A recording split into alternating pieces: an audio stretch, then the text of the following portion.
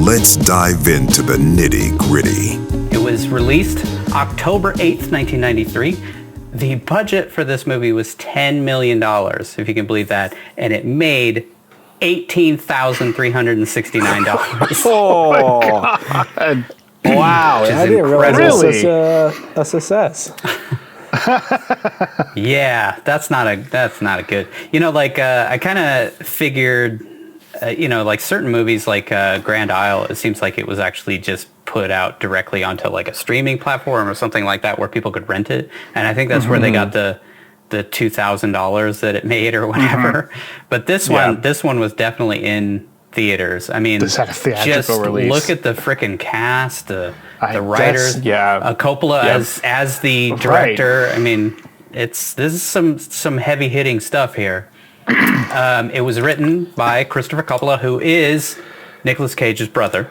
Also co-written by, I'm going to butcher his name, but Nick Vallelonga, I think is how you say his name, who is the guy who wrote Green Book, and he won an Oscar for Green Book. I didn't know that he wrote Green Book. He did, It blows my mind that he has his name attached to this film because I can't see any of him in this movie.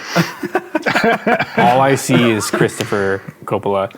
Yeah. Well, when was Green Book written? Not long ago. I mean, because like a maybe couple years back. 30 years to hone the craft since Deadfall. Yeah. So. Yeah, he's had some time to get maybe better. You can make a good movie. You could write one good script in 30 years. This was shot by Marseille Alberti, I think that's how you say it, who also shot The Wrestler and Creed. So again, another everybody involved in this movie has gone on to amazing things. Yeah, well, everybody but Sarah. Years down the road, she married Ducky from Pretty in Pink, and then allegedly had her ex-boyfriend try to kill him back in like 08 or 09. It was a huge story at the time. Oh my God. Allegedly. Yeah, it was pretty nasty. But there were no convictions or anything, right? Yeah, nothing, because they had no evidence to prove one way or another. Wow. Yeah, so, I mean, I guess you could say she went on to great things. But she wasn't the trigger woman? We see what you did there. See, you learn all sorts of things on this show you wouldn't have learned. Rotten Tomatoes, of course, gave it 0%. This is the only other movie besides Grand Isle that has gotten a 0% that Nicolas Cage has been involved in at all. So we have 94-ish movies to go. I'm sure that Nick Cage will probably put out about 12 movies in the interim. If he sticks to his 6 movies per year. We're set for life. If we could turn this into a career, we won't have to work an honest day in our life ever again. He's only 55? He's got a lot of years left in him. Yeah, he's got a lot of years left. So that was... I gotta say though, real quick, sorry. I feel like after having watched this, giving Grand Isle a 0 on Rotten Tomatoes is pretty harsh, because that movie was much, much better than this. Yeah.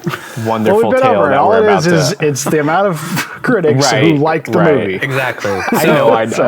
I was just about to get to that. It's actually only was reviewed by 5 people. So, that's not a very good sample size. Right. No. But the audience score is still 25%, which is substantially lower than either of the first 2 movies that we watched.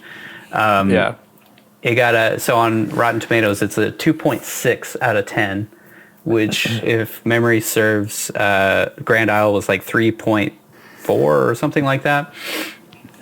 So, yeah, we're definitely... This is definitely a worse movie than Grand Isle. By far.